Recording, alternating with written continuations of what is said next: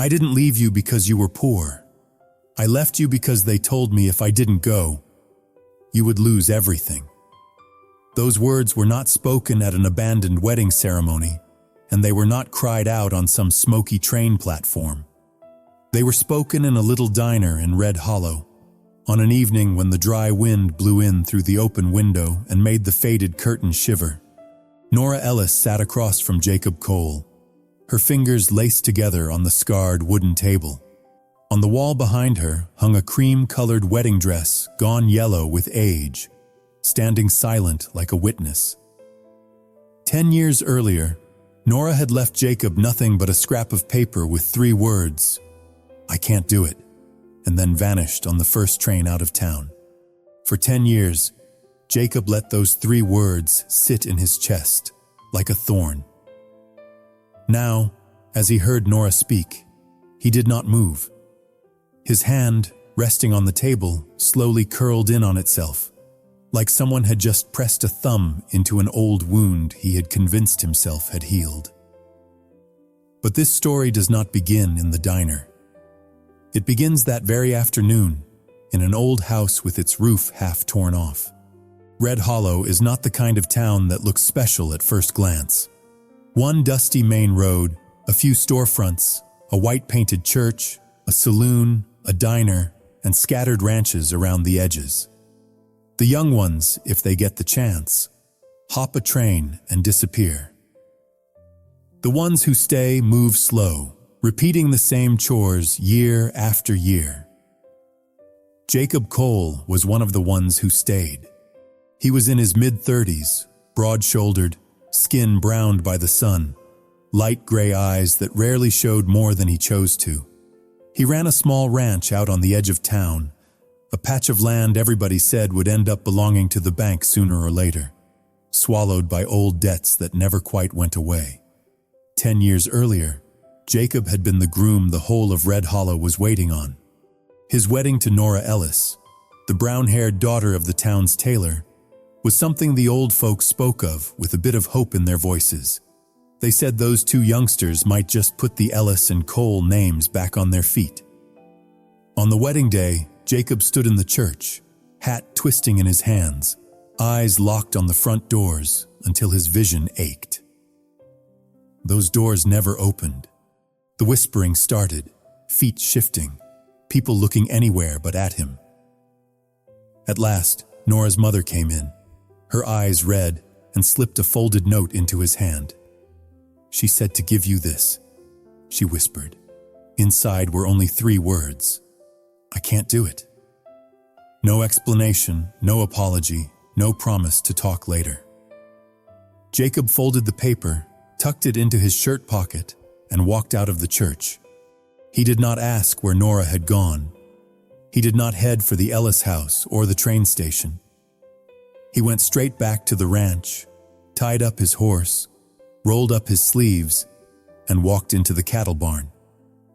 People in Red Hollow talked about that silence as if it were some kind of nobility. Jacob knew better. It was pride. He could not bear the thought of begging for a reason why she left him, so he pretended he did not need one. The Ellis house had stood empty for a few years now, after Mr. and Mrs. Ellis moved in with relatives in another town. That summer, the banker, Walter Briggs, bought the property and hired men to tear the old place down and put up a storage shed. That afternoon, Jacob had been hired to help clear the lumber. He climbed up into the attic, where Red Hollow's red dust lay thick on every rafter. In one corner sat a low wooden trunk covered with a canvas sheet. Jacob dragged it out and lifted the lid. Inside were no papers, no odds and ends, just a carefully folded bundle of cream-colored fabric. He lifted it out. It was a wedding dress. Simple, round neckline, long sleeves, the fabric not expensive, but every stitch done with care. Tiny lace flowers circled the collar, now yellowed but still quietly pretty. Dust had settled heavy along the hem where it had brushed the attic floor. Jacob stood there for a long time, his fingers moving without thinking along the edge of the cloth. His heartbeat slowed, then picked up again. So the dress he had never seen Nora wear had not gone east in a suitcase after all, the way folks like to say. It had been here the whole time, in the attic of her father's house. When he turned the dress over, there was a faint rustle. From the inside lining, a small crumpled note slipped free and dropped onto the dusty boards. Jacob bent to pick it up and unfolded it. Nora's handwriting stared back at him, not the 3 words, "I can't do it." He knew by heart, but longer lines, crowded and hurried, like they had been written in the middle of the night. Those words he did not read all the way through until that evening, by the light of an oil lamp in Martha's diner, the place he went most nights when the wind was up, because of what was written on that note. When someone pushed open the diner door and a gust of wind swept in with the smell of dust and the sound of a stranger's boots, Jacob looked up. He saw Nora standing there, thinner than before, her eyes deeper set, but unmistakably her. On the wall, the wedding dress he had brought from the Ellis attic hung in silence. In his hand, the crumpled note still trembled a little. When Nora sat down across from him, laced her fingers together, looked him straight in the eye and said, "I didn't leave you because you were poor. I left you because they told me if I didn't go, you would lose everything." Jacob understood that this night would not be like any other night in his life. In the crumpled letter Jacob had found sewn into the lining of the dress, Nora's handwriting spilled out all the things he had never heard in the last 10 years. It was nothing like that flat little note that said, "I can't do it," on their wedding day. This letter was full of repeated phrases, crossed out words, letters leaning and slanting as if the hand that wrote them had been shaking. Now, Jacob, if you are reading this on the day we are supposed to be married, maybe there is still time to change something.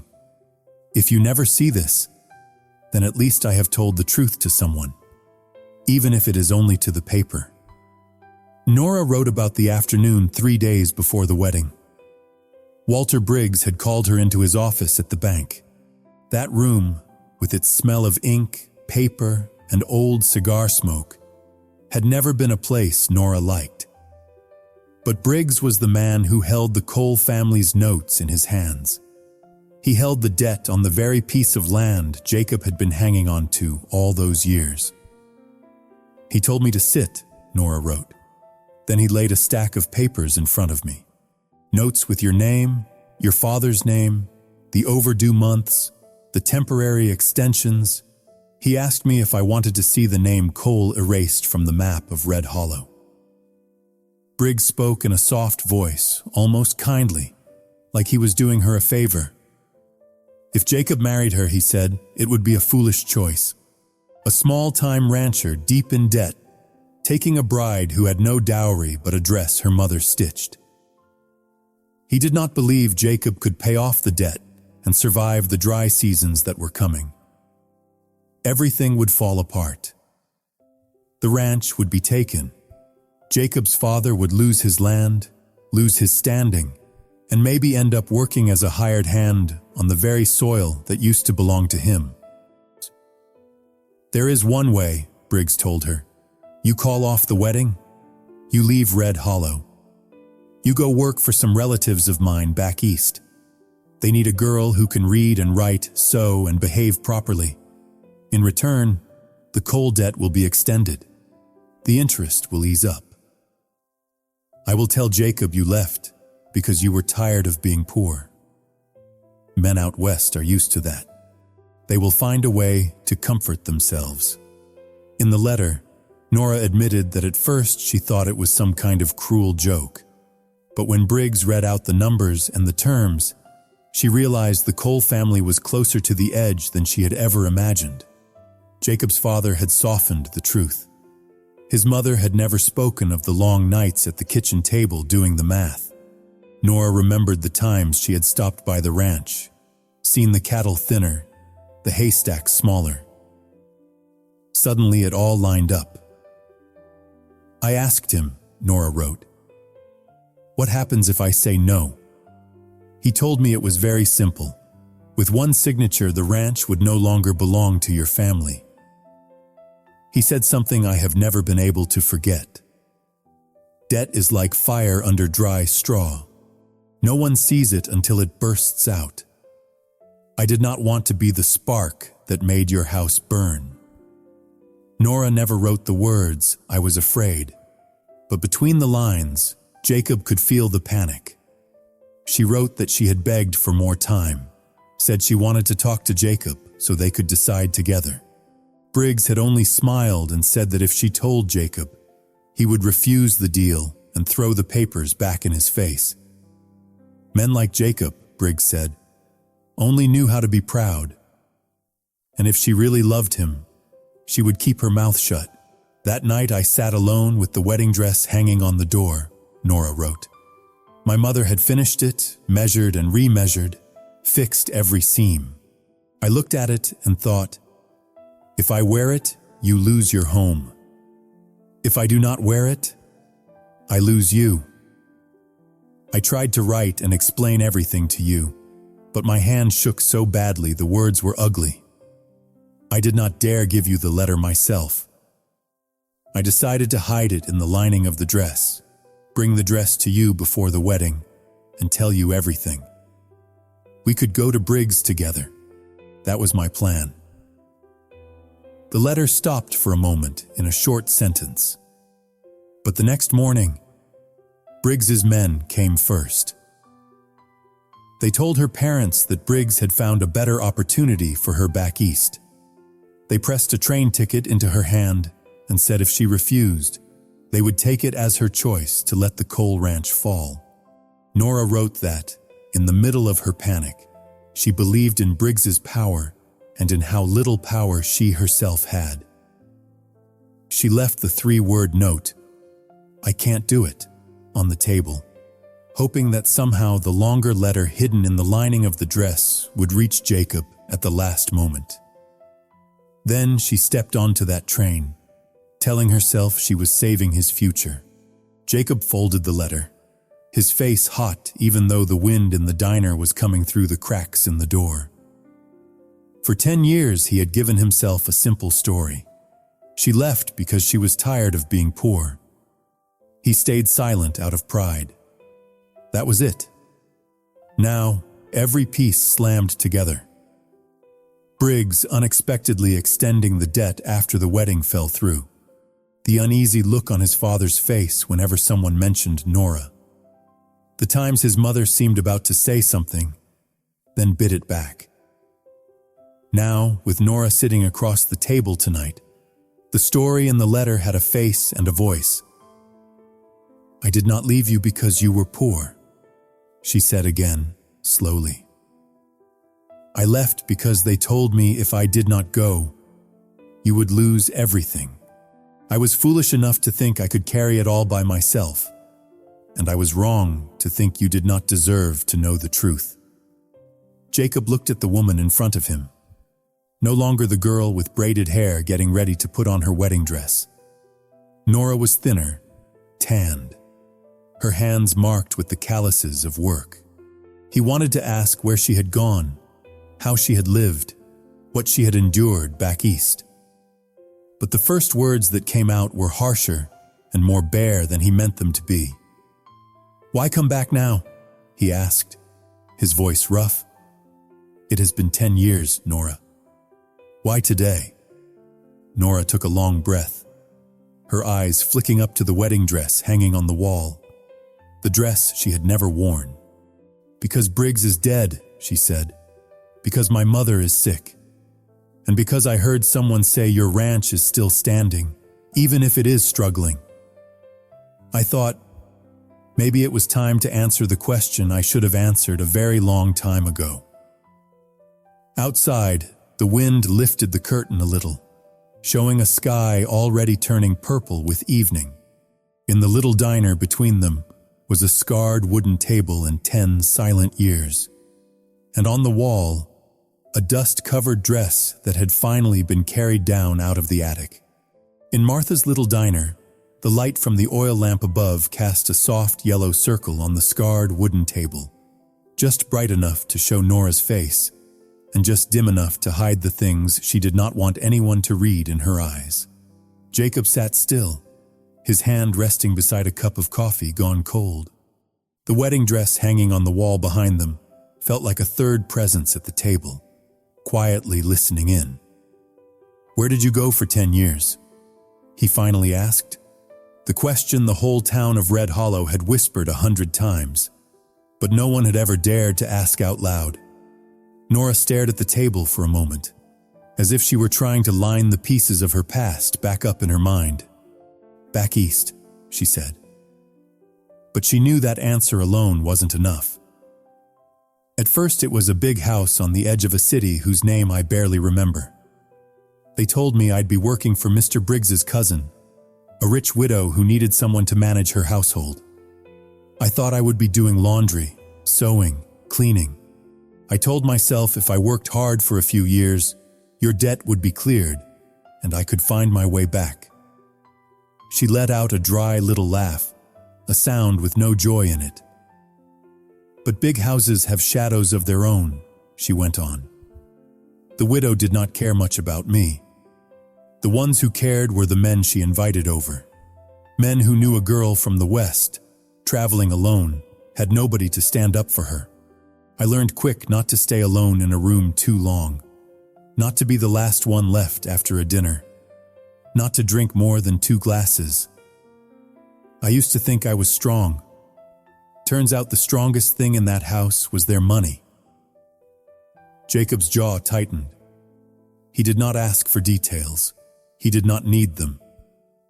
What she had said already painted more than enough. "How long did you stay there?" he asked. 2 years, Nora answered. "Then I left. I ran out on the job. This time no one promised to wipe anyone's debt clean. I just wanted to keep what little I had left of myself. I did anything I could find. Worked in kitchen back rooms, took in laundry. Sometimes I taught reading and writing to the neighborhood kids. Every time someone asked where I was from, I'd name a town they had never heard of. Red Hollow became a word I swallowed before it reached my tongue." She lifted her eyes to Jacob, no longer dodging his gaze. "Do you know what made me angriest at you?" she asked quietly. "It wasn't that you didn't come after me. It wasn't that you never wrote. It was that you let people believe I left you because you were poor for all these years. You never once tried to tell them there might be another version of that story. You just sat there and let them point at me and say, 'That girl was smart. She knew how to pick a richer life.'" The words hit him harder than any accusation she could have shouted. He remembered the evenings at the saloon, the cowhands chuckling over the runaway bride. He remembered how he'd just shrug, let the story roll along like some bum joke that had nothing to do with him. He had never stood up and said, "That's enough. We don't know what really happened." He had let his silence do their work for them. "I thought silence was the only way to keep going," Jacob said, his voice rough. "I figured if I talked too much, people would see I was hurt. I didn't want anyone's pity, so I let them think whatever they wanted. I left you alone in the story they wrote about you." Nora nodded. Her face showed pain, yes, but not only blame. "We both left each other alone," she said softly. "I'll take my share. I thought I was strong enough to fix everything for you. I believed a few years would set it all right. But those few years stretched into 10, and when I heard Briggs had died, I realized something. The man who used to hold your future in his hands doesn't anymore. Now that power belongs to you, and I owe you an explanation, even if it comes far too late." Outside, the wind swept along the dirt road, tossing a little red dust against the window pane. Martha, the diner's owner, stayed in the kitchen, kind enough not to step in and break whatever was happening at that table. That little diner had heard more than its share of Red Hollow's laughter and heartbreak, but rarely had it witnessed two people speaking to each other this honestly. "And the debt?" Jacob asked, the practical question rising up through the layers of feeling. Briggs is dead, but the bank's still standing. The ranch still owes what it owes. "I know," Nora said. "I met his son on my way back. He's not like his father in one way. He doesn't even bother pretending to be polite. He told me paper is paper. Whatever his father and I agreed on 10 years ago doesn't mean anything now. Then he said something that made me want to slap him, but I didn't, because I didn't have the strength.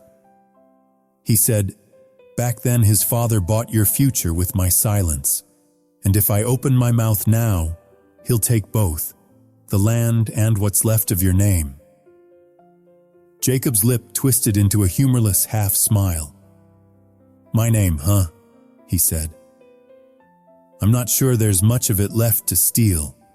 Most of it fell off in front of that church 10 years ago." "No," Nora said, shaking her head, her voice suddenly firm. "Your name isn't about being left at the altar anymore. That part's done. This is about how long we let them decide what's right and wrong for us. If I've come back, even if it's only long enough to take care of my mother, I'm not going to live one more day in Red Hollow pretending none of it ever happened." Jacob sat in silence for a few heartbeats. It was clear to him, right down to his bones, that Nora hadn't come back to ask him to love her again. She had come back because she was tired of running from a choice she made alone when she was too young and too scared. And he knew that if he wanted to move forward, he couldn't just stay in the saddle and watch everything from a distance anymore. "Tomorrow," he said slowly, "would you walk into that bank with me? Bring the letter and that dress. I can't promise I'll save this land, but I am done letting other people tell the story of the Coles and of you in their own words." Nora drew a long breath. She looked at the dress on the wall, its dust brushed away by Martha's careful hand. "Tomorrow," she said, "if you go, I'll go with you. Whether they listen or not, I want to hear you say it to their faces. That I didn't leave because you were poor. I left because I was foolish enough to trust a man with a pen and a ledger more than the man with the reins and a hammer in his hands."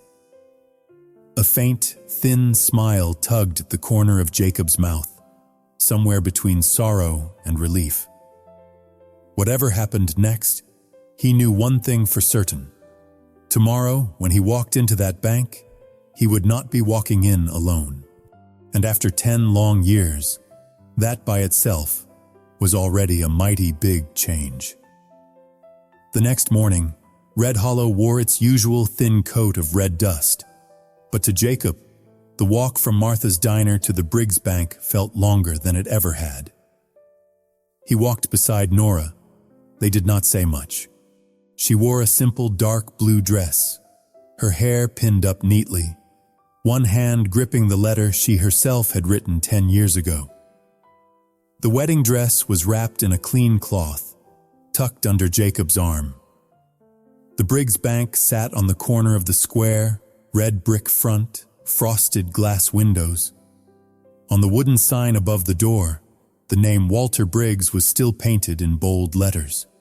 Underneath, in smaller print, was a newer name, Charles Briggs, his son. Charles stood behind the counter in a clean shirt, tight tie, hair slicked and shining. When he saw Jacob walk in, his mouth curled just a little. "Cole," Charles said, "I was just about to send someone to fetch you. Interest is due." Jacob did not answer right away. He stepped inside fully and held the door a second longer, letting Nora come in behind him. When Charles saw Nora Ellis, he hesitated for just a heartbeat, then smoothed it over. "Well now," he said lightly, I thought you had forgotten all about Red Hollow." "If I could forget," Nora said, her voice steady, "I doubt I would be standing here today." Jacob set the cloth bundle on the counter and unfolded it. The cream-colored wedding dress spread out across the polished wood, its old creases smoothing under his hands. The light from the window washed over the fabric. The dust had been brushed away. Only a few yellowed stains remained to show the years that had passed. Charles frowned. "We do not deal in yard goods here," he said sharply. "Cole, if you are broke, the pawn shop is 2 doors down." Jacob did not look at the dress. His eyes stayed on Charles. "You know whose dress this is," he said quietly. "And you know exactly how your father used it, to push a young woman onto a train and trade her future for a little more time on a debt." Nora laid the letter on top of the dress and pushed both toward Charles. "These are my words," she said. "And those are your father's, in his own handwriting, in the little note he wrote at the corner. The same papers he waved in my face 10 years ago. He told me if I didn't go, the Cole Ranch would be lost. If I did go, everything would be safe. He did not keep his side of that promise. The debt stayed. But our names were the price he paid with." Charles looked down at the letter, and for a moment his expression shifted when he recognized Nora's handwriting. Then his father's cramped notation in the corner, the one Nora had pointed out to Jacob the night before. A short line. "Verbal agreement with Miss Ellis. Keep Cole account in exchange for her silence." Charles's face darkened. "Whatever my father arranged is no longer in effect," he said quickly. "He is dead. The bank is the bank. The notes are the notes. What exactly are you two here for, to relive a sad little love story?" "We are here to put the right names on things," Jacob replied, his voice low but firm. "You can keep the note. You can demand your interest. But you do not get to let this town go on believing she ran off because she was tired of being poor, and that my family got an extension out of pure good fortune. That is not the truth." Nora held Charles's gaze, not dropping her eyes. "If you want money, you can say so plainly," she told him. "But if you keep using that old story to scare people quiet, I will read this letter to anyone willing to sit and listen. Your father may be gone, but the ink he put on paper is still very much alive." For a long moment, the little bank lobby seemed to shrink. The only sound, the light tapping of a pen against the counter. Charles looked from the dress to the letter, then out the window, where a few townsfolk were passing by, glancing in as they walked. He understood perfectly well. The Briggs family could weather losing a bit of money. What they could not stomach was being dragged out into the square as the people who bought silence with signatures. "What do you want?" he finally asked, his tone a notch softer. Jacob glanced briefly at Nora, then turned back. "We want the truth written down the way it actually happened," he said. "In your books, in your mouth, when folks ask why the Cole note was ever extended, and why Nora Ellis left Red Hollow. As for the debt, you and I can talk about that as two men. We are done dragging her into it." Nora added one more line. "And from now on, no one in the Briggs family uses my name to threaten anyone in this town," she said. "If you try, I'll tell my story myself, loud enough to get past Red Hollow." Charles stayed quiet longer this time. He was not his father, but he had learned enough from him to know when it was wiser to pull back. At last he dragged the ledger toward him and let out a slow breath. "All right," he said, each word sounding like it cost him. "The Cole account will be treated like any other debt. No special favors on the books. As for that business, I will say what the papers say to anyone who asks. Consider it. Fixing something the dead left crooked. Jacob nodded. He did not say thank you. Nora did not either. They simply gathered up the dress and the letter and turned toward the door. When they stepped outside, the midday sun poured down onto the red dust, making everything a little brighter. Whatever lay ahead between them and the Briggs family was not completely finished, but the heaviest rope binding them had been cut. In Jacob's hand, the wedding dress no longer felt like an abandoned relic left to rot in an attic. It felt like a witness, proof of a truth that had finally been called by its right name. And somewhere deep in his chest, a hollow place that had been there for 10 long years began, very slowly, to feel like it might be filled in again. That afternoon, Red Hollow slipped back into its usual rhythm. Horses still rang their hooves on the dirt road, red dust still puffed up behind every wagon, and folks still drifted in and out of the saloon and the general store. If anyone had seen Jacob Cole and Nora Ellis walk into the Briggs Bank that morning, they only passed it along in a few short lines, added a little seasoning, then moved on to talking about the weather. A small town always knows how to swallow big things and turn them into rumors that are just the right size. Out on the edge of town, the late sunlight lay over the Cole Ranch in a soft gold. The cattle barn, the fence lines, the tired old roof all shared that same worn but stubborn color. Jacob stood on the front porch, arms folded, looking out at the pasture grass just beginning to come back after the dry season. Inside, Nora was spreading the wedding dress out on the bed, slowly smoothing each crease with her hands. Martha had helped her wash it, and now a faint smell of soap mingled with the scent of old fabric. "I thought I would never touch this again," Nora said, as Jacob stepped into the doorway. "The day I hid that letter in the lining, I thought if I could just tell you everything, this dress would be what I wore on the best day of my life. I never imagined it would spend 10 years lying in the dust." Jacob leaned against the doorframe and stared at the dress for a long moment. "The day I was standing in that church," he said quietly, "I did not think about the dress at all. All I could think about was being left there in front of every soul in Red Hollow. Maybe if I had thought a little less about my pride, I would have gone to your door and asked why. I let 10 years pass without asking. That part of it is on me."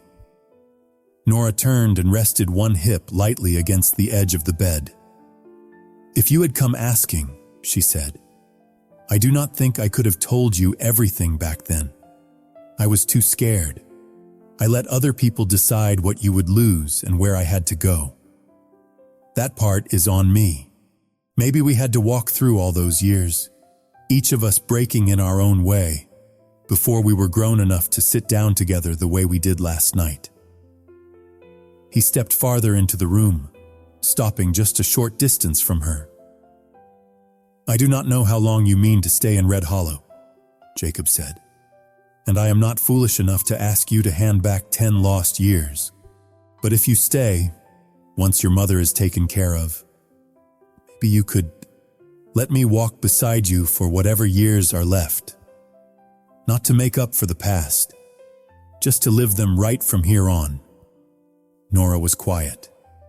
She listened to the wind brushing over the roof, the soft movement of cattle in the barn, the ordinary sounds she had once dreamed of escaping. Now they sounded to her like the steady breathing of a simple life she no longer felt the need to look down on. "I am not that 19-year-old girl anymore," she said with a small smile. "The one who wanted to run off to learn the piano somewhere far away. I am a woman who knows the smell of cheap cigars in big fine houses, and the smell of cheap soap in crowded kitchen rooms. If I stay here, I am not going to ask if you are rich enough.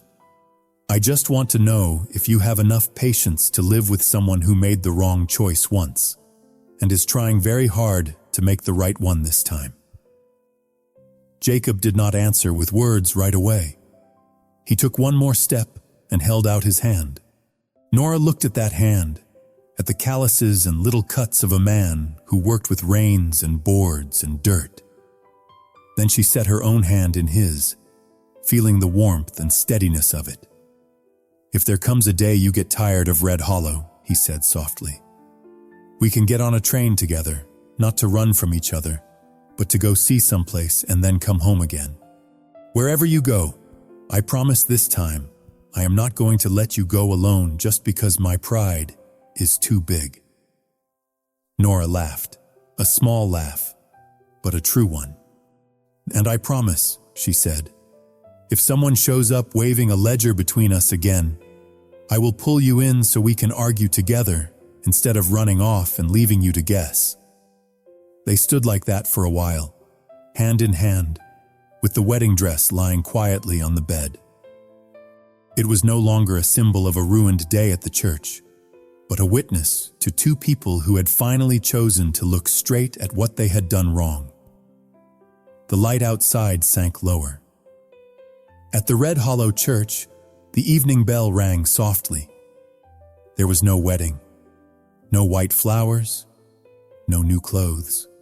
But out in the field behind the ranch, when Jacob and Nora stepped out onto the porch and watched the sun slide down behind the low hills, what they felt in their chests was a lot like a promise spoken out loud, even if no one else was there to hear it. Someday, that dress might be altered, a little lace taken off, the waist let out, a few fresh stitches added. Maybe it would be worn, maybe it would not. But from this day on, it was no longer buried in the dust. It had been shaken clean, folded, and put away in a drawer in the coal house, as part of the story Jacob and Nora had finally rewritten together. And in a town like Red Hollow, where people live by the wind and by their memories, the sight of the two of them walking across the square side by side, not dodging anyone's eyes, was already a gentle enough ending for a love story everyone once thought had been buried for good under the red dust a very long time ago. In Red Hollow, the red dust still lifts under every horse's hoof. The church bell still rings each afternoon, and folks still trade old stories over plates and coffee in Martha's diner. But from the day that wedding dress was shaken clean on the bed in the coal house, there was one old story that was never quite the same again. People still mention the groom who was left standing 10 years ago, but now there is another part to tell. That he found the letter hidden in the dress lining and walked into the bank, not alone this time. They still talk about the runaway bride, but they no longer call her a gold digger. They call her the woman who went too far, only to learn the hard way that some things can't be bought with paper and ink and signatures. The wedding dress no longer lies forgotten in the Ellis attic. It rests in a drawer at the coal place, folded neat, carrying both what was lost and what has just been found again. Maybe one day it will be worn, maybe it will not. What matters is that the two people it belonged to have stopped living under the dust of a misunderstanding that dragged on for 10 long years. In a place like Red Hollow, where the wind still carries the smell of earth and the sound of low voices, the simple sight of two grown people walking hand in hand across the square, meeting those old familiar eyes head on, is gentle enough to count as an ending. An ending for a love story everyone once thought had been buried in the red dust a very long time ago.